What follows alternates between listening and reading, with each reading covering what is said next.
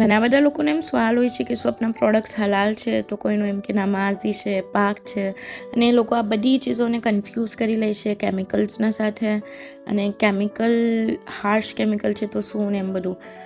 अपने no short answer M है कि अपना प्रोडक्ट सगला हलाल है, मगर सगला ज प्रोडक्ट्स नमाजी ना कहवाय। फकत hair oil, pain relief oil अने बटर में भी अपने बे क्वॉलिटी आपे छे, जे फकत बटर होय छे अने एक थोड़ू डाइल्यूटेड होय छे, तो एमां फरक पड़े छे। अगर आप लोगों ने फाइन रिस्पॉन्स आवशे आ रील पर, तो पछी मैं हजी तमने डिटेल में बतावीश कि अपने केम कहेवाय आने नमाजी, केम अपने एमां जोवानुं ने बधुं।